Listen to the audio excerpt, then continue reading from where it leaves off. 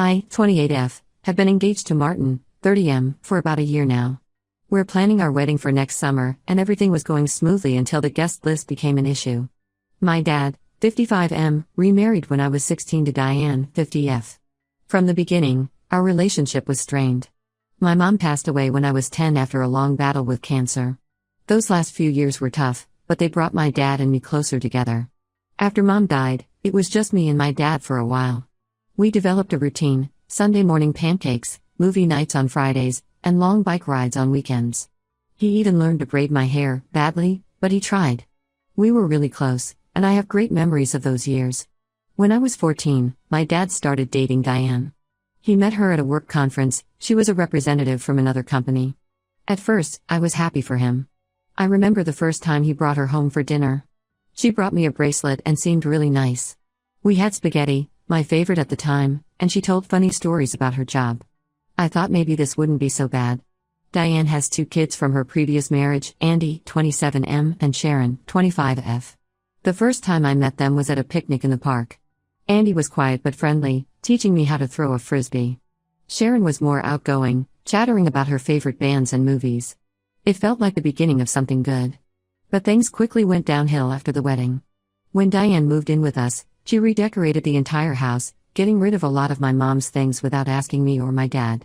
I came home from school one day to find my mom's favorite armchair gone, replaced by a sleek modern one. When I asked about it, Diane said she had donated it because it didn't fit the new aesthetic. She claimed she wanted a fresh start for our new family. I was devastated. That chair was where my mom used to read to me every night.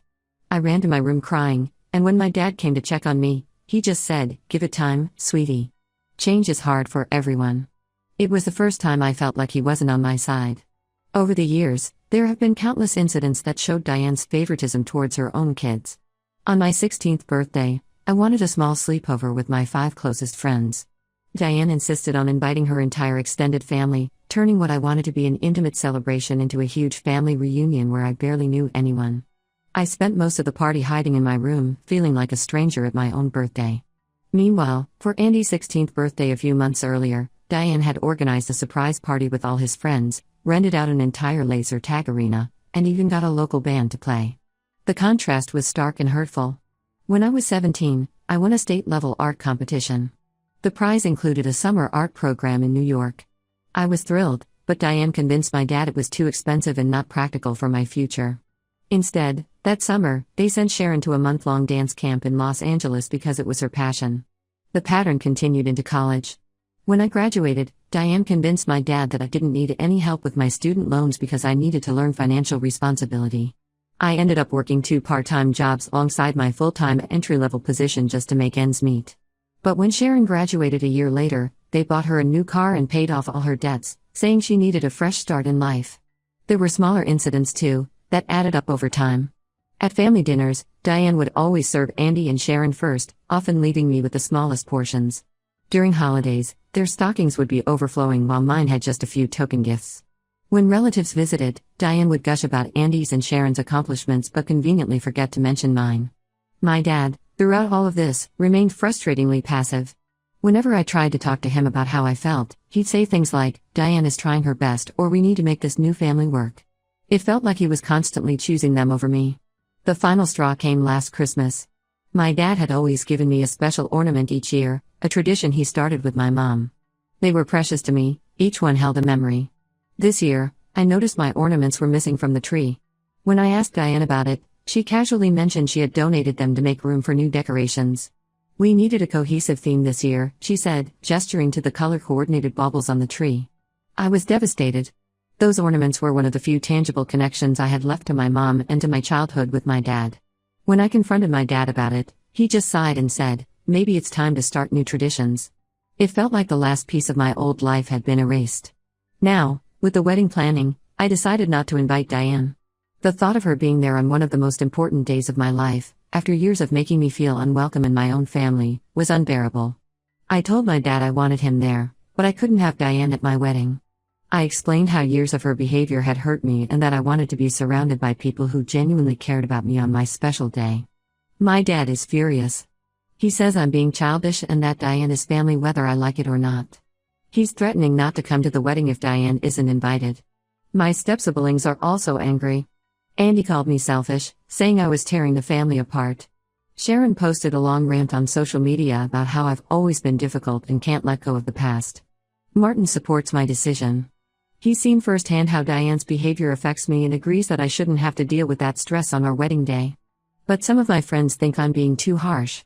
They argue that weddings are about bringing families together and that I should give Diane another chance for the sake of family harmony. But I feel like I've given her chances for over a decade with no improvement. Every time I've tried to build a relationship with her, I've ended up hurt. The wedding feels like my last chance to stand up for myself and set boundaries. I can't help but think about how different this would be if my mom were still alive. Would she be helping me pick out my dress? Would we be arguing over flower arrangements? The absence of these moments makes the conflict with Diane even more painful. Part of me wonders if I'm holding on to the past too tightly. Am I being unfair to Diane? Should I be more understanding of the challenges of blending a family? But then I remember all the times I tried to connect with her, all the olive branches I extended that were ignored or rebuffed. I'm torn between wanting my dad at my wedding and needing to protect myself from more hurt. The thought of walking down the aisle without him is heartbreaking, but so is the idea of having Diane there, a constant reminder of years of feeling unwanted and second best. Ida for standing my ground and not inviting my stepmother to my wedding? Am I letting past hurts cloud my judgment, or am I finally setting necessary boundaries? Update 1. It's been about a month since my original post, and a lot has happened. First, I want to thank everyone for their support and advice.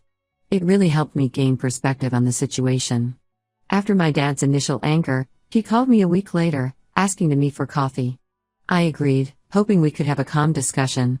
We met at the little cafe where we used to go for hot chocolate after my dance recitals when I was younger. As soon as I walked in, the smell of cinnamon and coffee brought back a flood of memories. My dad was already there when I arrived, 2 steaming mugs on the table. He looked tired, with more gray in his hair than I remembered. When I sat down, he pushed a mug towards me, hot chocolate with extra marshmallows, just like I used to have. The gesture nearly made me tear up. He started by apologizing for not standing up for me more over the years. He admitted he had been so focused on making his new marriage work that he overlooked how Diane's actions were affecting me. I thought if I just tried hard enough, we could be one big happy family, he said, staring into his coffee. I didn't realize the cost of that dream. However, he still insisted that I should invite Diane to the wedding. He argued that it would cause a huge rift in the family and that I should be the bigger person. I stood my ground and explained that this wasn't about being petty, but about surrounding myself with people who genuinely care about me on my special day. Our conversation took an unexpected turn when my dad revealed something I never knew. Apparently, shortly after he married Diane, she had given him an ultimatum: either prioritize their new family, meaning her and her kids, or she would leave. He admitted he was scared of being alone and chose to comply with her demands, often at my expense. I was so afraid of failing at marriage again, he said, his voice cracking. I thought if I could make it work with Diane, it would somehow make up for losing your mom. I know now that was wrong. While this explanation helped me understand my dad's behavior, it didn't excuse it. I told him I needed time to process this information and that my decision about the wedding invitation stood. As we were leaving the cafe, he hugged me tightly, something he hadn't done in years. I'm proud of you for standing up for yourself, he whispered. I should have done that for you all along. After our meeting, I reached out to my step-siblings, Andy and Sharon. To my surprise, Andy was more understanding than I expected. We met at a park where we used to play basketball together years ago. As we sat on the swings, gently rocking back and forth, he confessed that he had always felt uncomfortable with how Diane treated me, but didn't know how to address it without seeming ungrateful. Mom always made it clear that we were lucky to have a new dad, Andy explained. I felt like I couldn't complain about anything without risking that. He apologized for not being a better brother and for his initial angry reaction to the wedding situation. I get it now, he said. You need to do what's right for you. Sharon, on the other hand, refused to talk to me, saying I was tearing the family apart. She sent a long text message accusing me of being selfish and ungrateful. Mom gave up so much for us to have a family, she wrote. Why can't you just appreciate that? Her words stung, but I realized her perspective was shaped by years of Diane's influence. Martin has been incredibly supportive through all of this. He suggested we take a weekend trip to clear our heads and focus on our relationship amidst all this family drama. We went to a small coastal town where we had our first vacation together 3 years ago. We spent 2 days walking on the beach, trying local restaurants, and talking about our future. One evening, as we sat on the sand watching the sunset, Martin turned to me and said, "You know, when I first met your family, I couldn't understand why you were so anxious around them. Now I get it. I'm sorry you had to deal with that for so long." His understanding and support meant more to me than I could express. When we returned home, I found several voicemails from Diane. In them, she alternated between angry tirades about my selfishness and tearful pleas to reconsider. "How could you do this to me after everything I've done for you?" she demanded in one message. In another, she sobbed, "Please, Sarah, don't tear this family apart. We can work this out." I haven't responded to Diane yet. Each time I think about calling her back, I remember all the times she made me feel small and unwanted. The Christmas ornaments, the forgotten birthdays, the constant comparisons to Andy and Sharon, it all comes flooding back. For now, the guest list remains unchanged. Martin and I are moving forward with our planning, focusing on the positive aspects of our upcoming celebration. We've chosen a small venue by a lake, reminiscent of where my parents got married. It feels like a way to honor my mom's memory while also starting our new life together. I'm working on accepting that my wedding day might not include my entire family, but it will be filled with people who truly support and love us. My best friend Lisa has stepped up to help with all the tasks my stepmom might have typically handled. She's been amazing, helping me pick out flowers and tasting cakes with me. As the wedding gets closer, I find myself thinking more about my mom. I wish she could be here to see me get married. I've decided to incorporate a few subtle tributes to her in the ceremony. I'll be wearing her favorite flower in my bouquet, and we'll be playing her favorite song during the reception. This whole situation has made me realize how much unresolved grief I still carry, both for my mom and for the relationship I wish I had with my dad and stepmom. I'm considering starting therapy to work through some of these feelings. Martin thinks it's a good idea and has offered to go with me if I want support. For now, I'm taking things one day at a time. Some days I feel strong and certain in my decision. Other days, the guilt and doubt creep in. But I'm trying to stay focused on the future, on building a life and potentially a family with Martin where everyone feels valued and loved. Update 2. It's been 2 months since my last update, and things have taken another unexpected turn. About 3 weeks ago, I received a letter from Diane. Unlike her previous attempts to contact me, this letter was different. It was handwritten on pale blue stationery, the same kind my mom used to use for her letters. I don't know if Diane knew that or if it was just a coincidence, but it caught me off guard. The letter was long, filled with apologies and reflections on her behavior over the years. Diane wrote that she had started seeing a counselor to work through her issues. She admitted to feeling insecure about her place in my dad's life and how she had wrongly tried to establish dominance by pushing me away. "I was so afraid of being second best to your mother's memory," she wrote, "that I never gave myself a chance to be a real mother to you." She acknowledged specific incidents where she had been unfair or cruel, including the Christmas ornament incident. "I convinced myself I was helping you move on," she explained, "but now I see I was only trying to erase the parts of your life that made me feel insecure." While I appreciated her apology, I was cautious about accepting it at face value.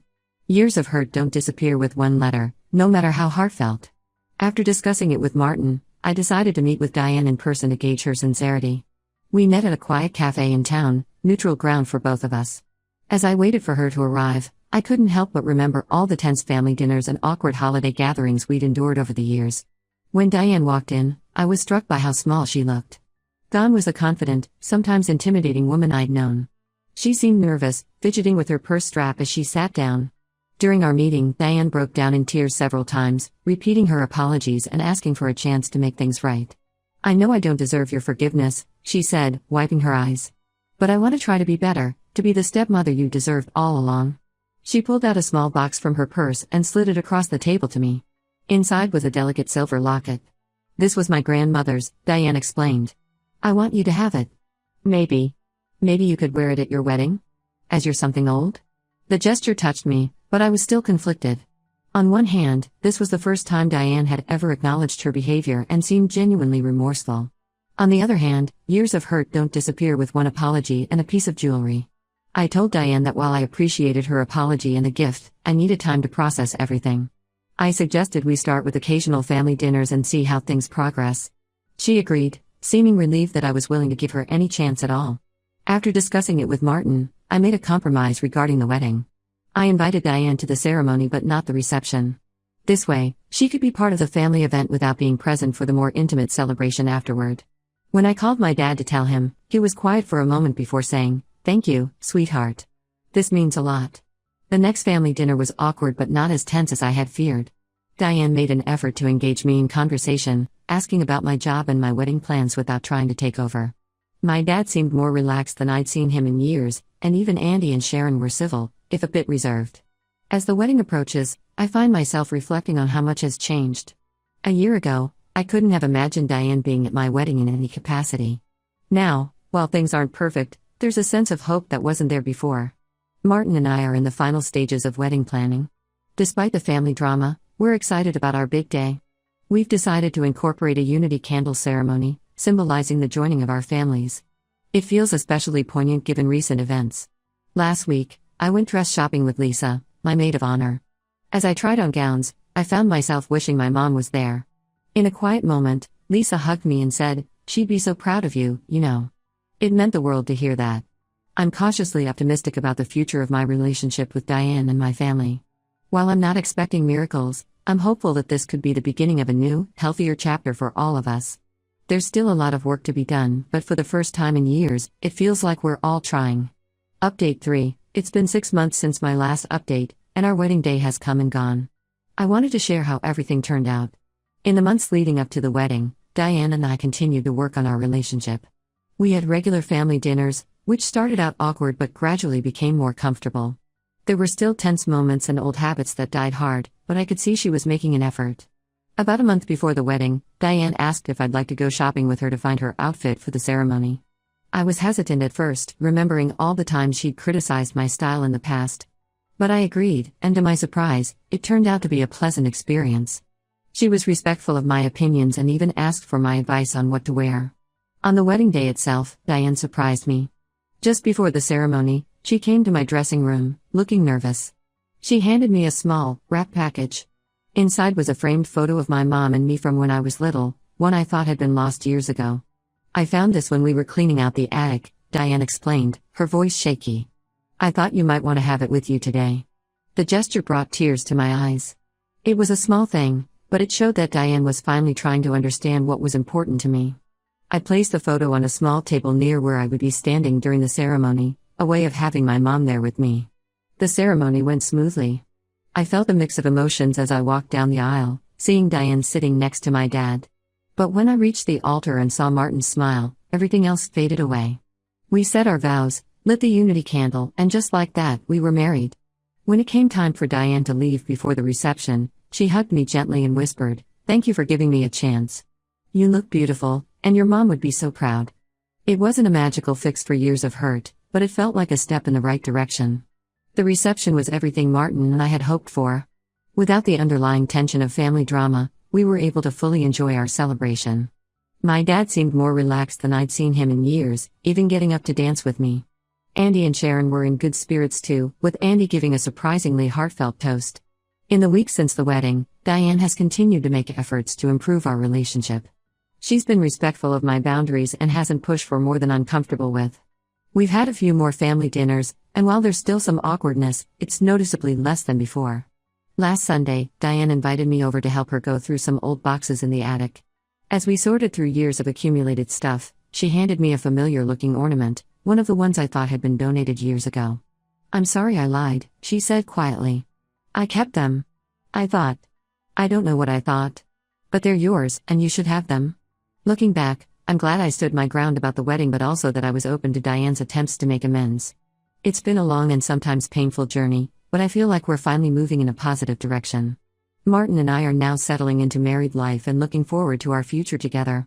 This experience has taught us both a lot about family, forgiveness, and the importance of setting boundaries.